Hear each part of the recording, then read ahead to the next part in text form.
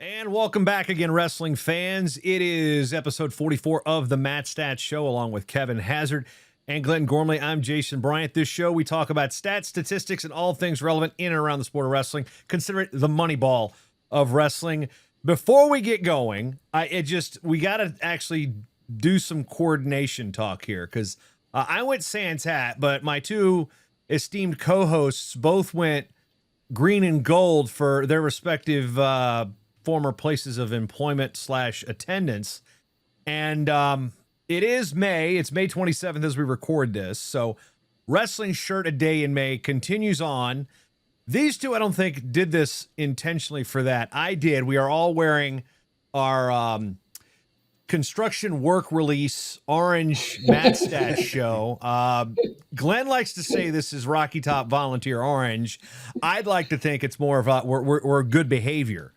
So other than that, I did, as we said earlier, I was watching a bit of the women's softball regionals and saw some heat being thrown off the rubber there for Tennessee, the Lady Vols softball program. So I did spend a fair amount of time watching Tennessee do something positive for a change, Glenn. So you'll be happy for that, including a record-setting pitch on the softball field. So I will not be able to see the Lady Vols play at Oklahoma City as I go down there in a couple weeks for Honors Weekend, unless they make the final and I by chance get a wild hair to go see that game in the middle of Honors Weekend, which I don't know is happening. But there's me giving in to you, Glenn. I've finally talked something about the Tennessee Volunteers that doesn't involve my stepbrother's uncle. So there you go. Consider that a win, and I'm wearing your orange work release shirt.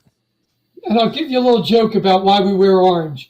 We wear it to the football games on Saturday, deer hunting on Sunday, and cleaning up the highway on Monday. Kevin, what's your excuse? For the orange today? Yeah. I just had a wild hair. I thought I'm wearing. You figured my we'd all MatStats color shirts coordinate today. Yeah. Okay, let's go with that. We were all in tune. It's a vibe. I tell you what. Yeah. So what we're going to be in tune with today is it's going to be the annual breakdown, since we have this. It is the 3-point takedown. Glenn and Kevin have gone through a bunch of data from the most recent NCAA Division I championships, like we did last year, and looked at the increase in scoring, margin of victory, scoring sequences, and things of that nature. We'll touch on that in a second. And we'll just go right for you, those of you who are watching along. You've got this on screen. Those of you who are listening at NWCAonline.com, your podcatcher of choice, or Matt Talk Online. We do have the slideshow in the show notes in the link below, so you will check that out. So, Glenn, you always surprise me with which musical reference you're going to go with. This time, you went with Montgomery Gentry, which that was not on my bingo card. No, nor should it have been. Not to mention you have a picture of the actual CD. You didn't go, I think you took that off your rack and took a picture of it, didn't you? Was that on heavy rotation at the Greenleaf? Yes, it was. That's his LP. Yeah. You know what? I got an LP down here. I'm going to take a break. Hold on. Let's see. I actually have two LPs down here. I actually have them framed. And again, if you're watching, you get the full video here. So right here, I have Huey Lewis in the news. It's sports. That's framed.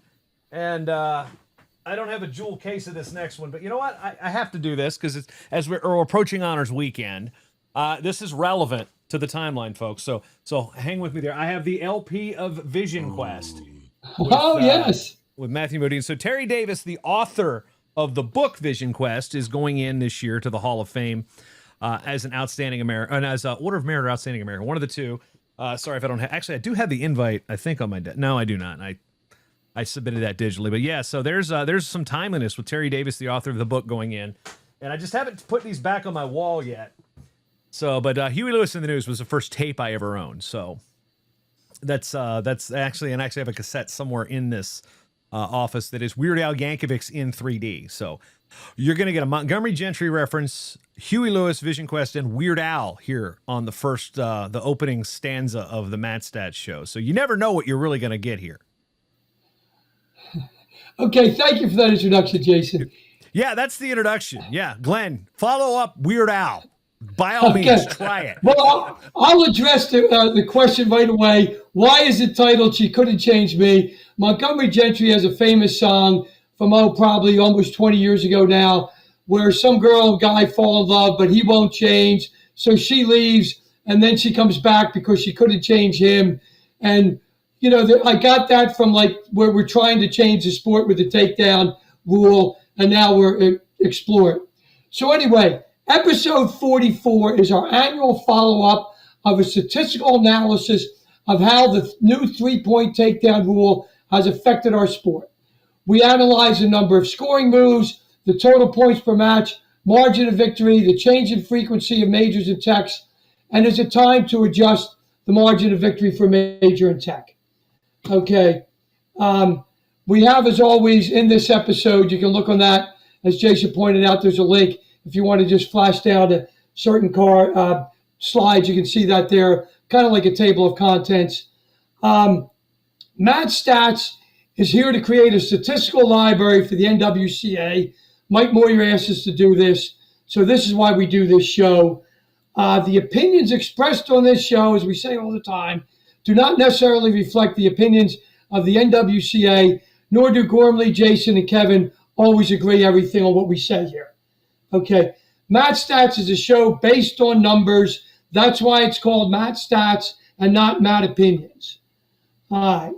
Now, the big news that broke today, as I got back from the gym today, I was happy to see a text and an email from Jason.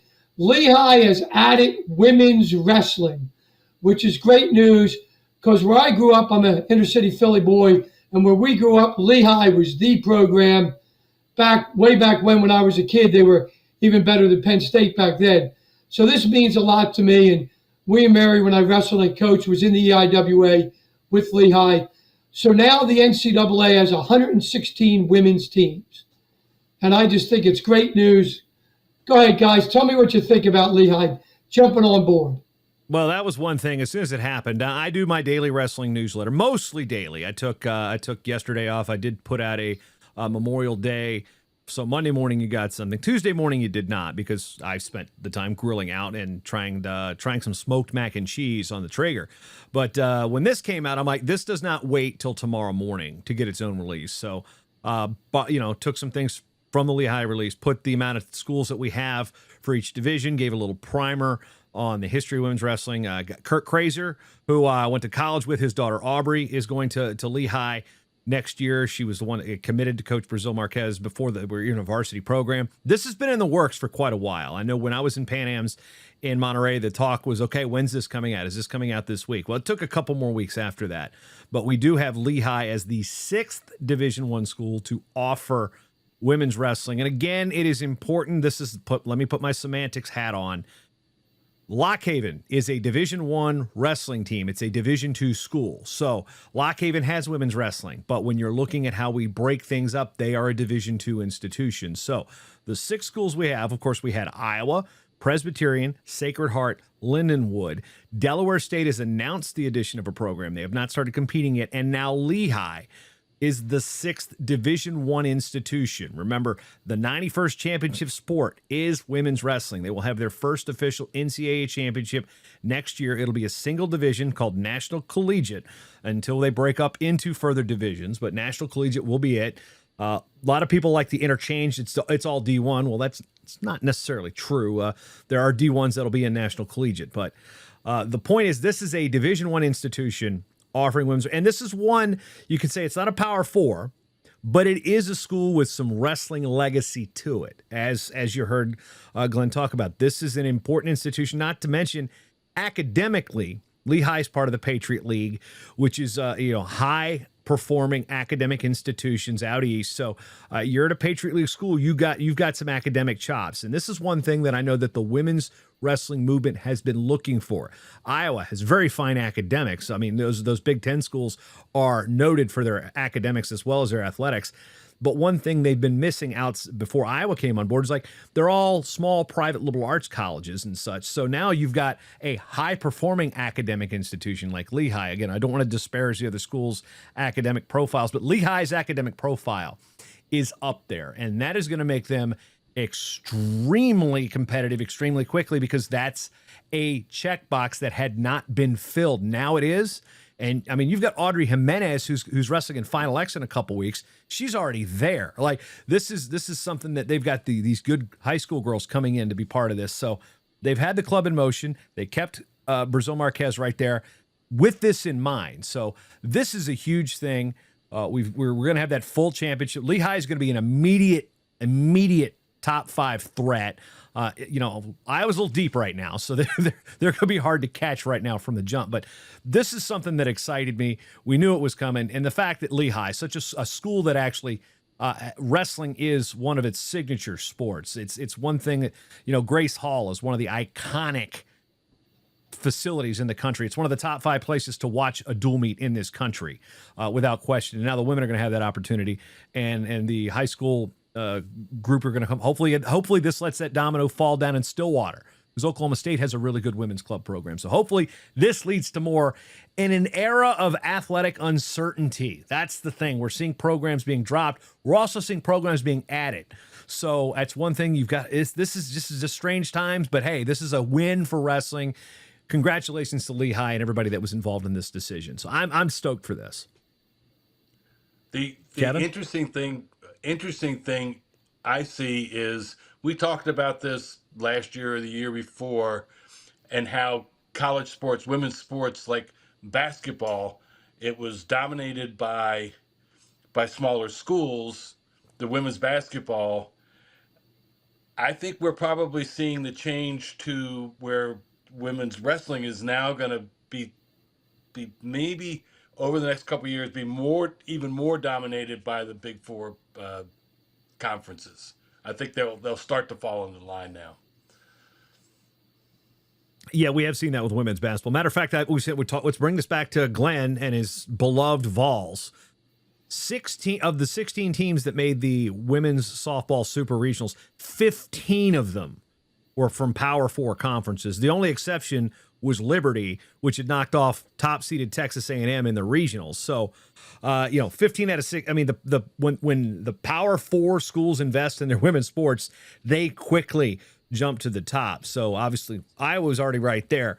The question is like, Lehigh, they're going to contend, but how soon is the rest of Division I? Like you said, Kevin, going to fall in line, especially with the, again, we don't know what we don't know about what's going to happen with House versus NIL, all the House versus NCAA, the NIL, the NLI. Oh, the NLI is gone. There's too many acronyms anyway. But that's where we're at as we head into this. We're slide 6, and we are already talking about some good things that happen. I think we get back on track now with our subject of today, because we have plenty more to talk about with the addition of women's programs, including my deep dive on 1974, which will be coming to a podcast near you soon.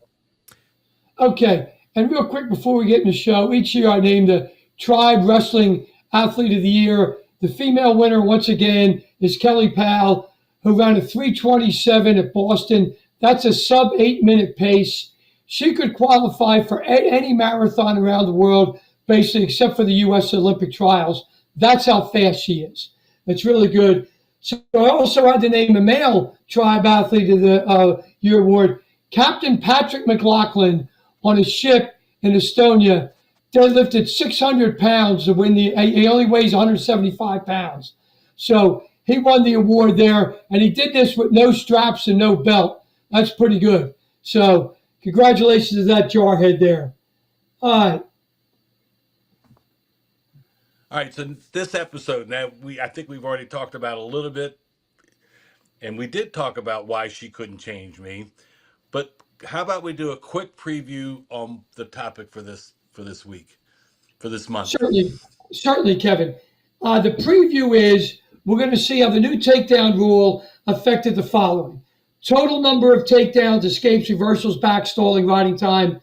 Number 2, total scoring moves per match and per minute. Number 3, total points scored and margin of victory. And we refer to margin of victory in a lot of slides as just MOV. Number 4, number of regular, majors, techs, pins, defaults, and overtimes. And number 5 is a time to change the margin of victory for major and tech. Okay. And just so you guys know, I want to give you my methodology I used so everyone understands where these numbers came from. All the data in this episode are from the men's NCAA Division I championships from 22 to 25. In other words, 22 and 23 are the 2 years immediately preceding the rule change. Then 24 and 25 are the only 2 years we have after the rule change. Okay. MatStats use both per match, total points / number of decisions, and moves to help the viewers digest this study more easily. Now, we analyzed 620 bouts in each championship, or a total of 2,480. Okay. In case you've been following our show, there's actually 640 bouts in a year. The reason we didn't do those 20 is 1 year we could not find the results for 20 rat tails, specifically how many takedowns escapes. So we did it for 620 each. Special shout out to Kevin Hazard for putting all these numbers together for me. Okay. The default matches are not counted at all. So even if like you just default it because like you got hurt, like the heavyweight for Penn State in the semis and he just defaulted out, or you start and you get hurt within a couple seconds, we just eliminated that. The total point side, when you see the total point side per match, do not count a pin, okay, because a pin ends that. So it's difficult then to get a thing. However, the scoring move, whether it's a takedown, back point, stalling, whatever, in a move that ends in a pin are counted in that, okay. Let me give everyone a quick stats 101. You can save paying money going to college for all this, okay. A lot of people, no, it's not cheap. A lot of people get confused. They think if you go from a 10% increase to an 11% increase, it's a 1% increase. No, it's not. It's a 10% increase. If you go from a 50% to a 51, it's a 2% increase. Okay, neither one are a 1% increase. If you just take off the percentage sign on that, people will understand the percentage difference. Okay, so I want to get that out before we rolled on the show. All right, so we're going to talk about the new takedown rule that, for the last 2 years. We're going to start with takedowns. Now, have we seen more takedowns since the increase to 3 points? Did it affect the other scoring categories? How about more scoring moves, more scoring action? Are takedowns now more important in winning the match? Okay, thank you for that question, Kevin. The takedowns decreased by 9.8% from the 2 years previous and the 2 years after. Now, this might be a little counterintuitive because the takedown went up 50%. It went from the scoring value. It went from 2 to 3 points. Okay? Now, all the other scoring moves, reversals, escapes, near falls, all decreased. Okay, riding time decreased. When you see that little thing there that says scoring moves on the column, second from the right, that does not include stalling and penalties and riding time because that's not a scoring move. The stalling's an opinion and the riding time is in a overtime event. You have to get at least 1 minute. Okay, so if you guys want to see it in actual numbers, these are all per year. It says 22 and 23, but it's an arithmetic mean. In other words, you divide the total by 2. There was 102 less takedowns in the most recent 2 years before the 2 years before that. That is 1 less every 6 matches. Okay? So that's a decent amount of takedowns. Now, when we go to, and when you look at it for total points scored, okay, because even that there was only 102 less takedowns, the takedowns are now worth 3 points. So the takedowns as a percentage of total points have risen 19.1%. That's a big jump, guys. Okay, the other points, of course, have gone down because takedowns have gone up as a percentage. So a summary of what we're just saying here is there were 102 fewer takedowns per year. So it makes sense that there were 75 fewer reversals and escapes, as you can see on slide 20. Okay, because if there's less takedowns, there's less chance to escape or reverse, right? Okay. The total number of times back points were scored per year only decreased by 7.5 per year. Okay. Scoring and penalty points went up 27.5 points per year. Now, here's something you need to understand about the rules here. We saw 68.5 fewer riding time points per year. However, as we learned later, there were 35 more techs recently than in the 2 previous years that did not go 7 minutes. If the match doesn't go 7 minutes, you do not get a riding time point. Okay? Leah Howard at the University of Michigan, Chris Andringa at Iowa State, and Amanda Immel out in Colorado Springs, along with myself, champion this cause because every year, even though they are trained very well at the scorers tables, there's always going to be invariably, I think some of this comes from the referees who do a lot of high school that will hold up the 1 point at the end of, like, okay, it's a tech, it ends 4 minutes and 37 seconds, and the one will go, no, match has to go 7 minutes. I even have stickers that have the riding time flow chart. Did the match go 7 minutes? Yes, add the riding time. No, don't add the riding time. Thank you for pointing that out, because that has been there's a, you know, as those of us that are sticklers for all things not fun, I sometimes have to include myself in that, although I like fun. This is one thing I like. It's not a hard concept to understand, but yet we've seen it misapplied so many times. Eventually, it's going to cost somebody a dual meet in criteria, because that extra point could be the difference in criteria 3. So it is an important factor. In the tournament, not so much, but in a dual meet, the distinction is important. Yes, and this also, there's some reason why there's a lot fewer riding time point, and that's one of the big reasons, because as we see, there's so many more techs. So with all that being said, it's only a 6% decrease in riding time. It's not really meaningful enough to draw any real conclusions in this study on the show. Now, scoring moves decreased by 6%, and scoring moves plus pins. The reason I included this in is just like Jason was talking about being sticklers. If somebody gets a pin, he does not get back points, okay? Because you're not rewarded the back points because the pin ends the match. Okay. You're holding 4. They go away. They were never awarded. Yep. So another distinction in the dual meet more so than the tournament. Yeah. So what we have is a decrease of 6.5% with the pins. So there is a decrease in the scoring moves, okay, which you cannot say by then that the takedown has increased the action, okay.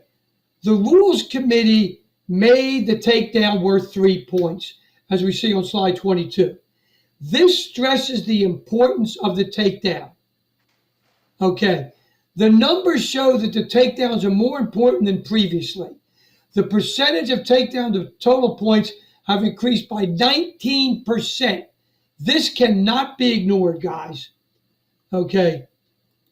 Now, because we see a heck of a lot more technicals, some people are going to say, well, Gorms, MatStats guys, there's a lot less time in the matches because of this. Well, the MatStats ran these numbers, okay? There were, and the average match was 9 seconds shorter. That's it, okay? Or 51 total minutes over the whole thing, okay? So that will have a slight change in the scoring per minutes, because what we did here, guys, is on slide 24, we can see the scoring move per minute, okay, went down 4.3%. So even when you factor in all the vast increases of technicals, there is still less scoring per minute, all right? So once again, it has decreased, all right? And When you go to takedowns, takedowns have decreased 6% per minute. All right? So we have seen less scoring action despite there being more points. All right? Now, here I'm putting my stats analysis hat on, okay, on top of my William & Mary hat. Okay, the 3-point takedown rule could be fair and good for the sport. But since the number of takedowns per year, takedowns per matches, takedowns per minute have gone down, okay, there is no way you can say the new rule has increased action. The reason scoring is up is because the value of the takedown has increased 50%. Now, Glenn, this goes into our kind of our show intro each time. This is MatStats, not Matt Opinion. You can make the statement that, oh well, scoring's increased, but the action hasn't. We actually have data that validates that Matt Opinion, making it a Matt fact here on MatStats. Do we not? Correct, Jason. Correct. I am so lame. Now, just because there's less action, okay, does not mean the takedown rule is not good for the sport. Okay. Now, is that a Matt Opinion or is that a Matt stat? Or that is a Matt Opinion. One way or the other. That's a Matt Opinion. That's a Matt Opinion, Jason. We need a sounder for that. We need to have that like Matt Opinion. We need that I need to upgrade the technology on this show. Let's add some actual bells and whistles. Even stats guys have opinions, okay, based on, opinions. That's a whole different topic. Yep, correct. Okay, I personally believe the new takedown rule is good for the sport. Okay, that doesn't mean. I've come around to it. I thought it'd be gamed more, but one thing that, again, whoever wins the match is always kind of irrelevant to me. But then again, I think there's been too much made about.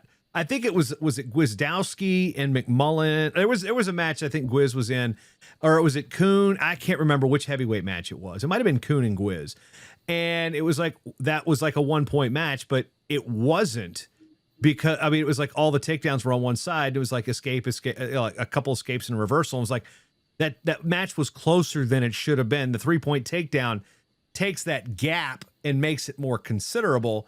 But does that really matter? The same guys still win in the match. I guess the optics of the scores. There's a more defined winner in those types of situations, is where I think it helps in showing which wrestler was a little bit more dominant throughout the course of a match, given that I've taken you down more times than you've taken me down, or I've taken you down more times than you've reversed position on me. So I can agree with you that I think it's been a net positive. Good, I'm not about to push that far yet, but I think it's been mostly positive, if there is a distinction. Okay. Winners points, losers points. All right, can we break down the stat you just analyzed and show how the points scored have changed since the takedown became worth 3 points in 2024? Certainly, Kevin. You can see on the slide here, if you don't, if you're just listening to it, the total points per match in the 2 previous years went from 9.7 to 11.12. That's an increase of 15%. Okay. The margin of victory went from 4.28 to 5.58, or 1.3 points more, 30% increase. Now, the total number of points went up 870, like we said. The winners part of that is almost 815, and the losers is 55. Okay. So, guys, this I think is very important. The winners' percent of increased points is 93.6%. In other words, almost all the increase in points are by the winner. That's why we see the margin of victory go up. I think that's probably the most important nugget that came out of the data. I mean, coaches, if you're looking at this, 94% of the scoring increase is from the winners and it's from takedowns. You might want to look at that when you're out recruiting. All right, with more points, almost all from the winners, but we also must see more majors than techs. Can you show us the statistics, the stats for that? Certainly, Kevin. Because we have more points almost exclusively by the winner, we're going to have larger margin of victories. Okay.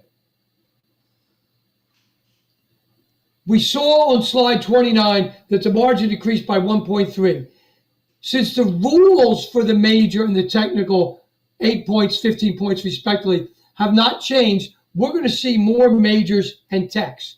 You can see on slide 34, okay, that the regular decisions went down 12%, majors went up 26, techs went up 417%.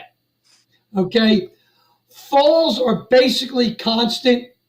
Defaults, thankfully, went way down, and overtimes went up 4.5%. Now, if you just do it in a numerical thing per year, the techs went from 9.5 techs a year to 49. Okay, that's why it's such a huge increase. The overtimes only went up 2.5 overtimes per year. Now, no meaningful changes in pins or overtime. The overtime number might surprise many. I had many people in the suite, or the William Mary Suite Nationals, that thought because the takedown was worth 3 points, there would be a lot fewer overtimes. That's not the case. Okay. No matter how you value the takedown, 2, 3, 4 points, there's still wrestlers with a lot of parity at this level. Okay. So that will not affect the number of overtimes. Right now, we've got an 8-point MOV for a major decision. We're seeing a whole lot more majors. Do you think it's time to increase the margin of victory needed for a major? I know we've got stats on that. And Glenn, can we talk about that? Certainly, Kevin. Life is fluid. It's not static. When you change a rule, things change. Okay. Jason mentioned earlier, the softball stuff. I don't know how many people realize out there. In college baseball, there's a 10-run rule after 7 innings. And in college softball, there's an 8-run rule after 5 innings. Okay. Why the difference? There's 2 reasons. Baseball has more runs and softball only has 7 innings. Now, I think it would behoove our sport to consider a 10-point margin of victory for a major. I didn't just draw this out of my hat. I did a lot of research on this. Now, the next couple slides, starting with slide 39. Okay, we learned in previous episodes that we did on this show about margin of victory. We see a downward trend in the number of matches from 2 points to 7 points. Then it spikes at 8. Then we see a downward trend, and it spikes at 15 and 16. Okay. Now, that is the same as we see here in the 2 national tournaments where it spikes at 8 and 15. So what I did, guys, is I have a lot of slides on this that in case you're really interested, you can see a lot of numbers. But for the sake of this show, I'm going to try to sum it up in layman's terms as best I can. Okay. If you, on slide 43, we can see a lag. Okay. A 2-point MOV lag, as we call it in stats. So I'm comparing a 7-point previous margin of victory to a 9-point post rule. Okay? And these are cumulative numbers. So they really even out right about 7 and 8. And as you can see on slide 44, the cumulative percentage of 8-point margin of victory and 10-point margin of victory is only 1.3% difference. And if you go to 7 and 9, it's less than 1 point difference. In other words, when you used to have an 8-point margin, now 10-point is the functional equivalent there. And you can see on a cumulative slide that there were so many more matches 0 to 7 then than there are now. Okay, so it's not like everything's the same here, guys, because the points have gone up. All right, it's a different sport. I mean, baseball, there's points. Home runs still one. Everyone's 1 point. So it doesn't really matter. You don't have to change the 10 based on the number of home runs. Now, how we got to this, guys, does it make mathematical sense to make it 10 points? Yes, it does. Okay. And what I've done, we've done a lot of work on this. I'm not sure many other people have done this much work on it. But let's go to slide 45 now. I hope, Kevin and Jason, did you understand what I said there? Yeah, and I think it makes it's sliding scale. So what was once valued at 8, the amount of results make it 10. Yeah, that's mathematically I didn't need that as a justification, although seeing it presented in such a way definitely justifies it in a well, do you have any data to back that up? You've got the data to back it up. So I think we are at a point where 8 is too few matches. You're getting that bonus point for a takedown, a tilt, and a riding time point. Like that could be as simple as one sequence and riding somebody out. Now, granted, that's simplifying it to its most simple terms, but I think 10 makes more sense. I think that makes sense to me. What about you, Kevin? I really like it. And another thing that it will do, I think if we do this and we do the analysis in the next couple of years, if they made this change, I think we'd see more scoring moves. This would increase the scoring moves because we're seeing more techs, we're seeing more majors, and now we need to go from 8 to 10 because if you look at it like a scatter diagram, it's all centered around 8. And then if it has to go to 10, that's one more scoring move. And one more scoring move per match would be big. Get us back to where we were prior to the rule change. Yeah. Correct. Yeah. And I think that's what they were trying to get more scoring, and they get more scoring points. I think this would give us more scoring moves, and I think it would put a lot more action into the bouts. Yes. Kevin, what do you think about the technical? Should we raise that one up? What about doing the technical too? Okay. With the technical, we do not have statistical data to establish a number for the technical like we did for the major. The reason for this is the match terminates after 15 plus points. So we don't know where that number would be. Mm-hmm. So the question really boils down in my mind to this. Should we end a lopsided match at 15 and move on to the next thing? Or do we increase the number of points needed for a technical? And thereby, we will see, like Kevin and Jason mentioned previously, more scoring and more action to get to 18 rather than just stopping at 15. Okay. I don't have a statistical number with that, but on slide 47, we can see that we saw 4 bouts in 24 and 25 with a 14-point margin of victory, but 89 with a 15 or 16-point margin of victory. So there was a reason people were still wrestling hard after 14 points, okay? And then, of course, the match stops after it's 15. So that is a huge piece of data that shows 15 means something. You know, you want to get the match over, solidify the victory, and get the extra, team points. Now, on episode 12, for anybody who hasn't seen it or might not remember it, we first started out this was a margin of victory show. We did this on 8/17/22. It was called All Matches Are Equal, but Some Are More Equal Than Other. Kevin Hazard, I'll play One of on your the better animal titles. farm. What are your better Yeah. titles, Glenn?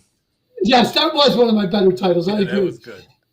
Okay, so Kevin Hazard was the one that noticed on the spike at 8 and 15. I dubbed this Hazard's razor, coming from Occam's razor. Occam's razor means the thing that's the easiest to explain or the less variables is most likely the truth. So the reason there's a spike at 8 and 15 is because you get bonus points for that. Okay. And I also did study under Aristotle, and that's Yes, that's time area. Yeah. Yeah. Your drill partners was Socrates, right? Yes, he was. Socrates was great on his feet. Okay, that's why they. So Figured he'd be more of an upper body guy with the Greco. Yeah, but you're probably right. Oh, dad That's a jokes good left one. and right.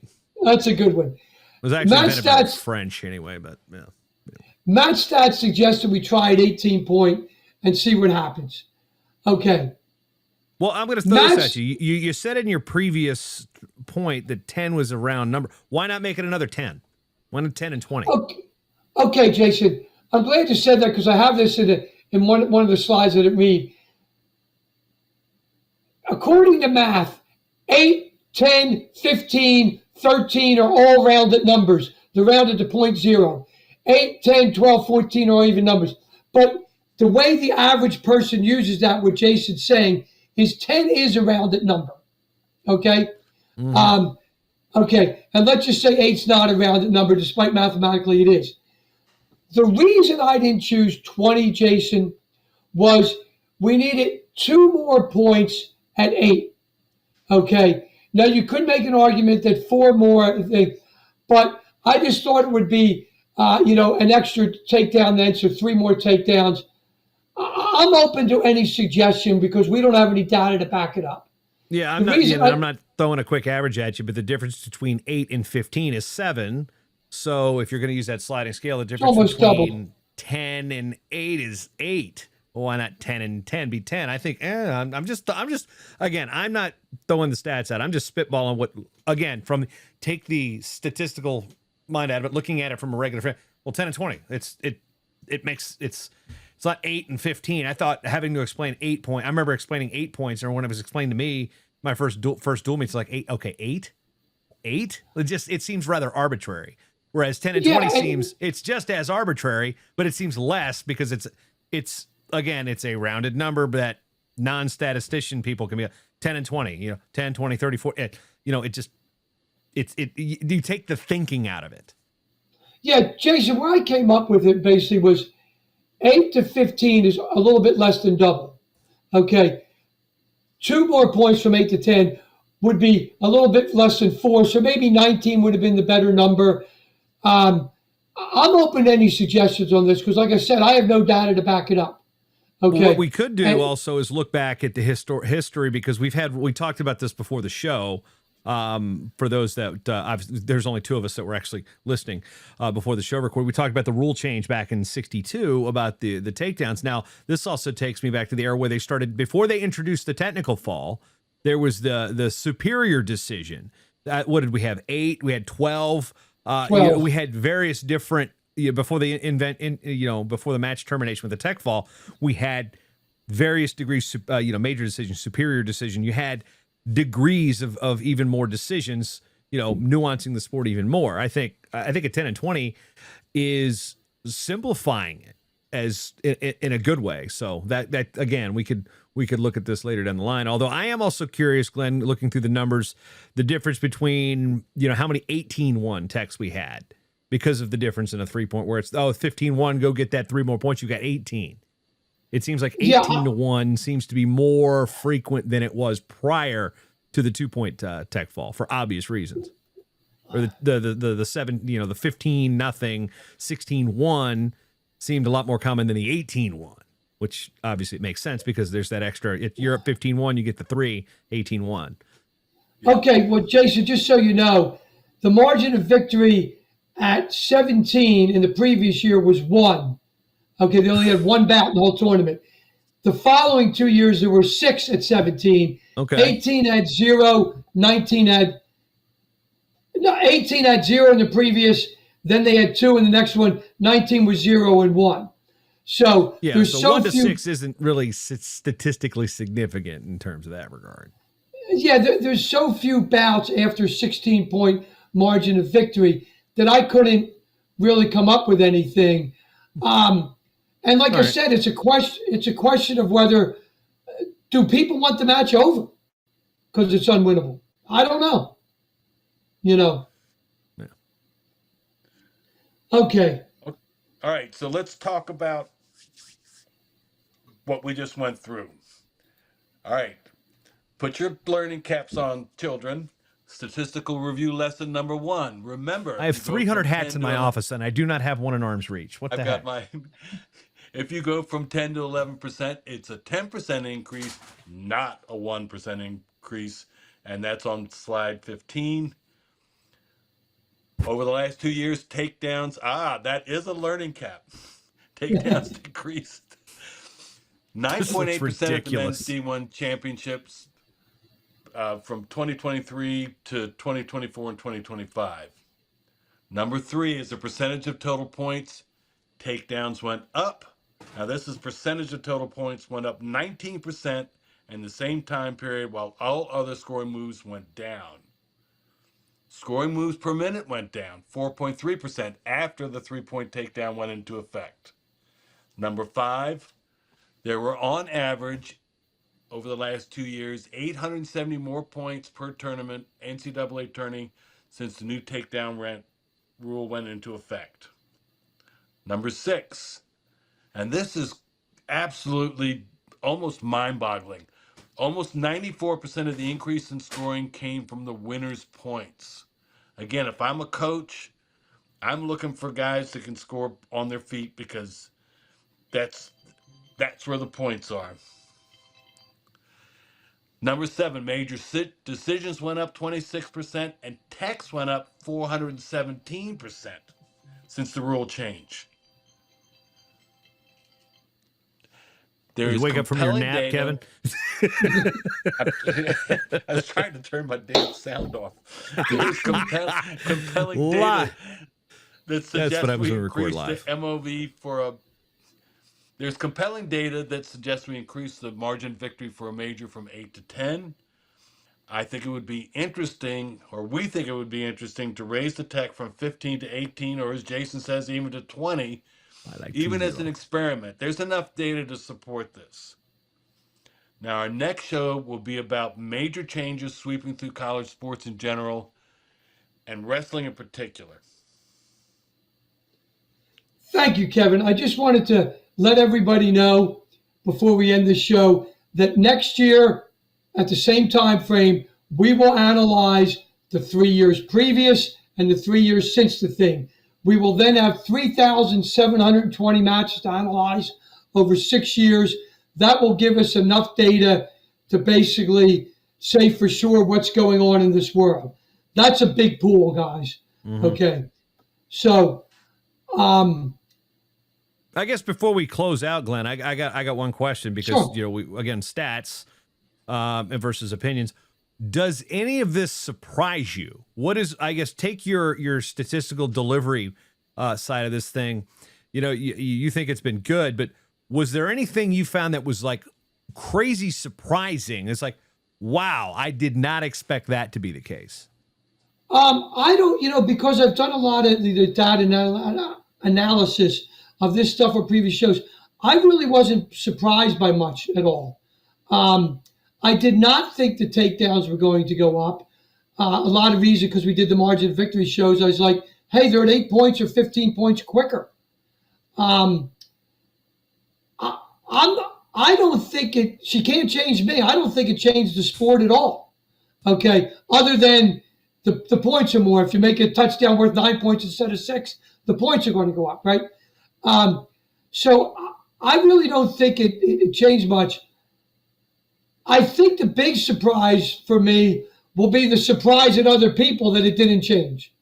I'm just curious on that because when I to draw a comparison, I go through and we've talked about this on numerous other shows, like the research of the number of programs that I am continually digging on. I'm like, oh, I didn't know that. Oh, I didn't know that. Like I'm sitting there looking at 1974. I'm going to use that as the baseline. We know that the passage Title IX came in 72. The addition of a divisional structure within the NCAA came in 74. So I'm centering my start date, and we have NCAA statistics starting in 82.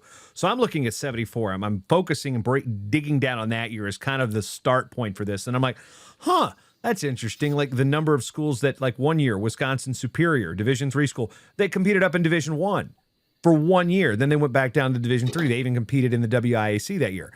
So then there's these surprises in the data that come out when you dig into it. So that's kind of what I was curious to see, if there was something to be like, well, wow, well, holy crap, I did not know that. So that's the kind of stuff that I kind of geek out on when it comes to these stats. So that's where I was going with, like, whoa.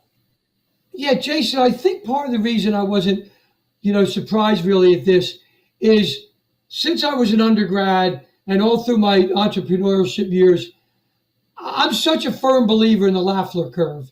Okay. And I don't need to get and explain what that means, but basically means if you change one thing, there's going to be an opposite reaction that the average person might not expect.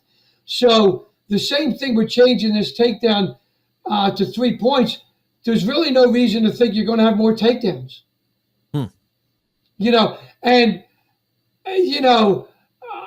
I don't think I've ever been to the Nationals or to anything else other William & Mary reunion without having to explain the Lafleur curve to people. And after 40 years, some people still don't understand the damn thing. But, to me, the 94% for the winner, I found that I surprised. I would think like 2-1, but not 9.5 to 1. That was pretty surprising. Yeah, Kevin. The real reason I was surprised we did. Yeah, we did. On a previous show, we saw how much more the winner has, and when I was doing this, I was reviewing some of the data, and then when the takedown got increased. So, but yeah, I think it's a very important point. Okay, whether people are surprised or not, the data is the data. Okay, so any other questions on this topic, guys? Are we going to wear the shirts more than just one time a year when Wrestling Shirt Today? I think so. I don't know, man. I don't want to revisit a time where I might have had to wear an orange shirt. That was never really a thing. Seriously, it's just Okay. Community service. I never had to deal with community service stuff. Anyway, so we'll have Mike Moyer on next month talking about this and the topics, and then we'll be heading into July. I'll have some Fargo stuff most likely, and then into August we'll have some convention related materials, and that's kind of where we're looking on the show moving forward. Unless I end up digging up more stuff that's going to be, oh wow, I didn't know that, and it's just going to trump one of the show topics that we've got. But Glenn, take us home. Okay, guys. The next episode will be the business of college wrestling. We're going to have Mike Moyer on here, the distinguished executive director of the NWCA, and he's going to discuss with us how the sports world is changing with the NIL, transfer portal, revenue sharing, court cases, etc.